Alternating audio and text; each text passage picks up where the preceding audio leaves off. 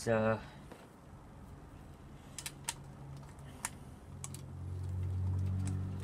this reflector over, as in so it's the right way up.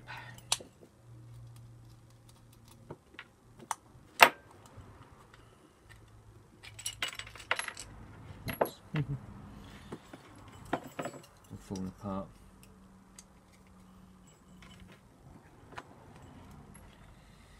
Right, here's the correct way now. I was trying to see if I could put a slightly more powerful bulb in here, but there isn't space.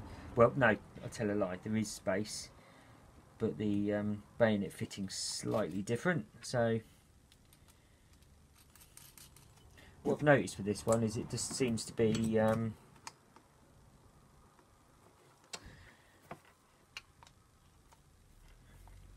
you've got two filaments of the same power, so all you're really getting with the brake light and tail light is just two filaments on as opposed to one, which I'm not entirely happy with, but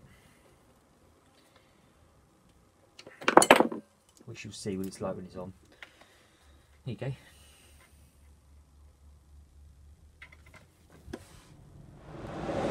So if you remember, we had this pathetic little thing fitted here, and so we're going to discard this because we went in favour of this thing, much bigger. Tail light is much brighter, but the stop lamp isn't, unfortunately. The stop lamp is actually the same wattage as the tail light, so you just get equivalent of two tail lights coming on, and there's no discernible difference between the two. So I don't like it, and this being plan B is also going to come off. So I'm going to remove the light from here completely and literally just put a number plate light across here and not have the light on the side, and I've got something different to go back here again. So let me just show you what that is. Now, I've got no idea what year this is. I suspect it's probably an early 2000s or late 90s, but it is off a Kawasaki ER5. So you can see when you look at the relative sizes, it's a proper motorcycle light. It'll take a full-size bulb, so I'll have a 5-watt tail light and a 21-watt stop light, and it's got a built-in number plate illuminator, but I'm not going to put this over the number plate. I'm going to put it directly on the back of the bike, and I'm just going to put a new number plate light on the number plate itself. So I am actually still waiting for a new number plate, a full-sized one, so I can put it through the MOT. So what's on there isn't the proper plate, it's just a crappy little old show plate that's been knocked around quite a lot. So let me show you where this is going to go, and then we'll open up this light and have a little look at it.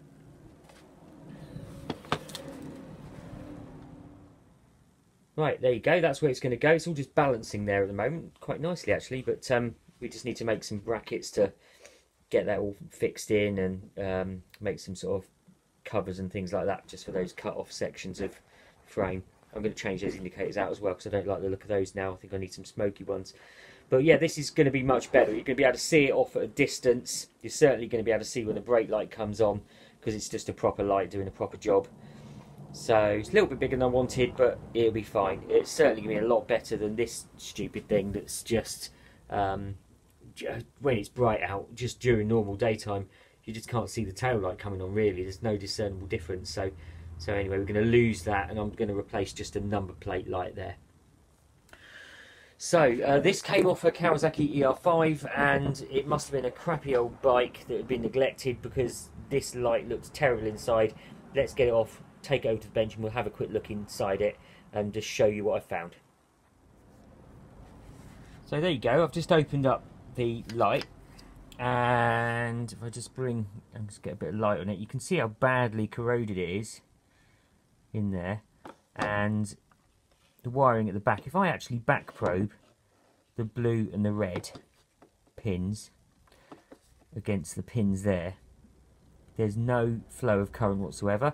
If I take, if I back probe the black wire just on the end there, against where it just rivets on. Oh dear. Well, it's soldered on right there to the back of the light fitting. Again, you get no flow of current through it, even if I'm touching the multimeter on the outside, and on the end of the pin there's literally nothing there. It's so corroded up. I just don't think that's savable. So this is just a plastic moulded unit, and that's presumably just a press fit light fitting in there. So what I'm going to do is, let me just put that down a second. The original, not original, but the first light that I was going to use, I've taken out the actual light bayonet fitting socket thing. So we are going to make this fit into there. Okay, so I'm probably going to have to cut it about a little bit, because I'm going to have to possibly chop all these bits off, and then press this whole thing down into the hole there once I've managed to pull this out.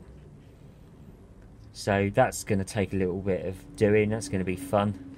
If I completely destroy this, this was £9, so I'm not going to get my knickers in a twist. I'll just find another one. So not too bothered. But it'd be nice if we can make a good one out of all these bits. So anyway, there you go. Let's give that a go, shall we? Right, 4mm drill back in now. I don't know whether this will work, but good to get the bloody thing in straight, wouldn't it? That's better.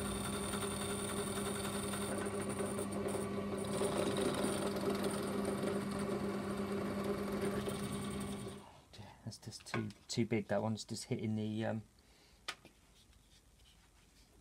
It's just hitting the. There you go. You can see, you probably can't see, but it's hitting the plastic rather than the metal, so that's no good either. Oh dear. There you go, look, so you can see the bit I've bent over using the pliers through that little pry point that I've created, and if I just turn it from the back, I can now get the pliers on the next bit and just keep working round. This is looking very mashed, but it's getting there. You can see what I'm doing, can't you? As I'm just turning it around, it's slowly just pulling away that flange. So I'm just going to shift it around a little bit more. There's a little bit more to do, and hopefully it'll just drop out. The old part there popped out in a matter of moments. This was a bit of a side effect technique, because as you can see, I've got that little hole there. Whilst I was trying to drill the back of the flange there, you can just see the tiny little notch there, it just slipped off and put a hole through the actual material of the back of the case. And I realised that I could then get in with my long nose pliers on both sides of the flange and start burring it over. And then all I needed to do was get on the back with the wrench, give it a turn, and then get in there again and repeat the exercise. I did that about 4 or 5 times, and this little thing just popped straight out. I didn't even have to pull it, it popped out all of its own accord. So this part is completely destroyed and useless, and what we're going to do is the part I showed you earlier out of the new light that I'm not using can go in as a replacement. I was really hoping that it was going to fit in there snugly, but it doesn't. But the very simple solution to that, and it's simpler than you think, is just to measure up this hole, get a grommet, and then this will push very snugly into that grommet. Okay, so what I will need to do is just chop away the material around here, so the bulb will see, it won't affect the usage at all, and then that means it'll operate properly, because the light from the bulb needs to come off this reflector as well. So this material on the side just needs to be out of the way, so I just need to sort of chop that dish away really. So what I might do is just make a series of cuts around it and then just burr it over and then just cut it off. So it'll be a little rough, but you're never going to see it. It's going to be hidden away inside the light. So that's that next job. And then this is just going to need a bit of a clean up. It's all right on the back and the outside and so on, but this reflector needs a bit of a clean up. And I know it's a rat bike, but this is a light and it needs to work properly, so all of the inside of this is going to need a proper clean up. This bulb, it still works. I've tested it, and whilst it's terrible to look at and it is actually blackened, it still works, but I'm going to bin it. I've got plenty of these dual filament bulbs, 5/21 watts, so this one's going to go in the bin. Anyway, I'm going to crack on and measure up that hole and get a grommet on order, and then we can finish this little light repair job off and start looking to get it on the bike. Okay, so slight change of plan. Rather than trying to find a grommet to fit in there, I've just made a bush to fit around this piece, and that fits really snugly, but it won't go through the hole at the moment because that's a tiny bit too small. So I'm going to get a file and I'm just going to clean out some of the material in there.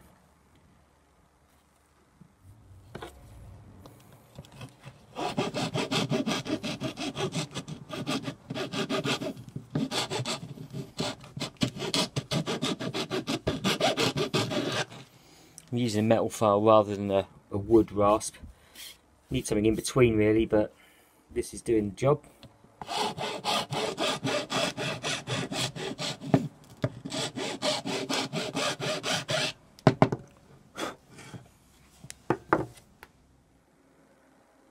There you go. It's slipped in really snugly. You can see it fits like a glove now. So that's fine. I just need to cut this dish away really, because that's kind of obscuring the reflector there from the bulb, and I'll probably just also stick a bolt through on either side there, just on that tiny lip if I can, to just to completely secure it, but it's pretty solid in there, so it's good.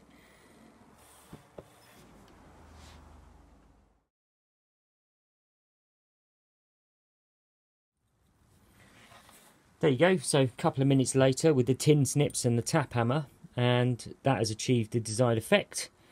So it will go through and seat just perfectly, and then all I need to do is put a bolt through that tab there and that tab there, and that will hold it down in place, and it won't wobble around because it'll have my little bush on the back that I fashioned for it. And then that should be finished. I should then start to be able to make a bracket to fit this to the back of the bike. Nearly done. There you go, just drilled 2 holes through. I didn't show you me doing that, it was such a faff. I'm not a machinist, I don't have all the right gear. So anyway, that should get me started. Just need to drill the holes in the back. I'm hoping there's enough clearance around the hole to get those bolted in properly. Anyway, we'll see.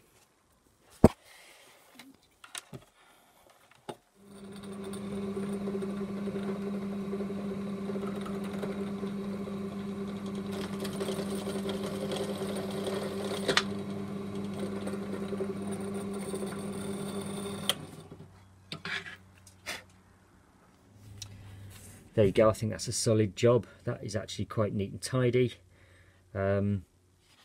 It's very firm with the nut and bolt either side and the rubber bushing that you've got in there. It is really tight, there's literally no movement whatsoever. So that is going to last for a very long time. So let's just get a bulb in there, a new bulb, and see if we can illuminate this thing, get it working.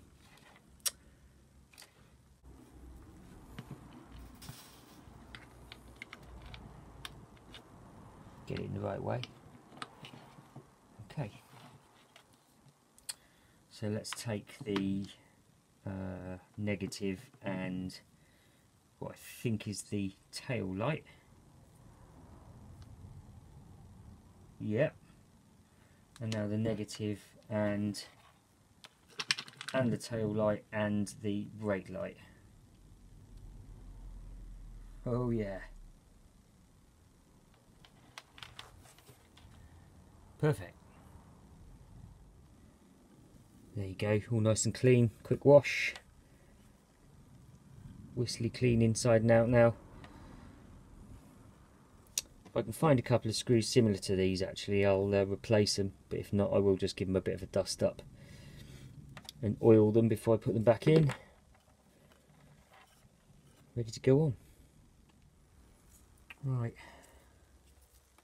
gasket back in then. It's meant to be split like that because you've got a little drain hole there, and it makes a really good seal, so it's cushioned down properly, but it allows water to come out and air to circulate.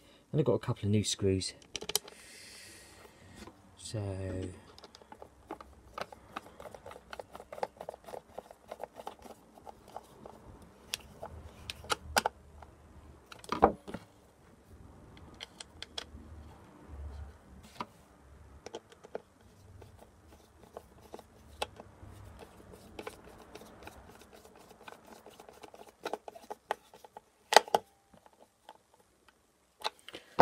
there you go, all sorted. This is going to go directly on the back of the bike behind the seat, and the number plate's going to be on the side. So I'm just going to get some clear translucent red film to go over there and just cover that up. But that's finished.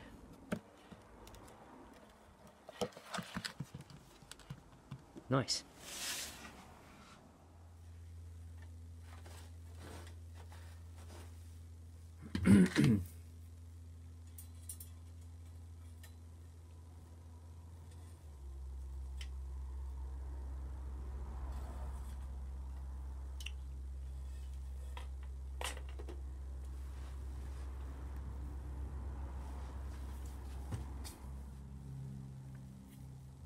Let's get it all connected up. Of course I'm going to need to move these wires again now I've moved the light back over the wheel, although I will need to illuminate the number plate bulb